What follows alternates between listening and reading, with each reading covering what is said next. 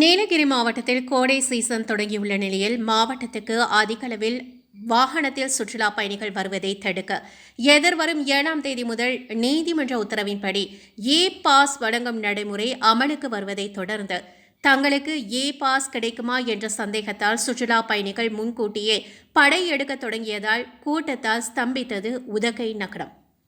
கொடைக்காலம் பள்ளிக்கூடங்களுக்கு விடுமுறை. மேலும் சமவெளி பகுதிகளில் சுட்டெரிக்கும் வெயில். இதனால் தங்களுடைய வாகனத்தில் உதகைக்கு குடும்பத்துடன் வந்துள்ளனர். கேரளா, கர்நாடகா உள்ளிட்ட வெளி மாநிலங்களில் இருந்தும் வெளி மாவட்டங்களில் இருந்தும் ஏராளமான சுற்றுலா பயணிகள் வருகை புரிந்தனர்.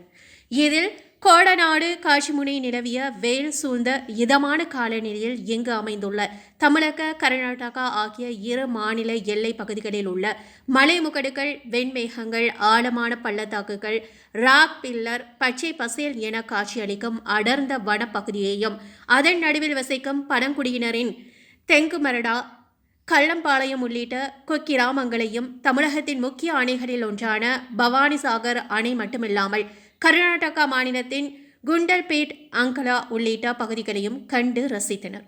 மேலும் ரம்யமான காட்சிகளை சுற்றுலா பயணிகள் கண்டு ரசித்தது மட்டுமில்லாமல் தங்கள் நண்பர்கள் மற்றும் உறவினர்களுடன் செல்ஃபி மற்றும் புகைப்படங்கள் எடுத்து மகிழ்ந்தனர். பாஸ் கிடைக்குமா என்ற சந்தேகத்தால் அதிக சுற்றுலா பயணிகள் வருவதை தொடர்ந்து கூட்டத்தால் உதகை நகரம் ஸ்தம்பிதம் அடைந்துள்ளது.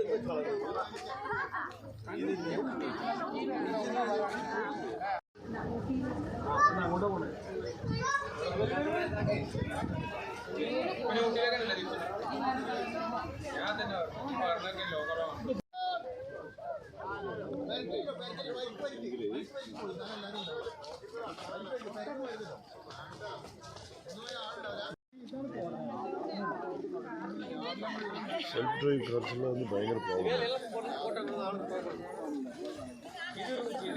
அதான் அந்த காந்த லக்ஷ்மணா எங்கே போகாதீங்க, இங்கே வா, நீ கிளிப்பு போட்டுக்க தலைக்கு வா. இங்க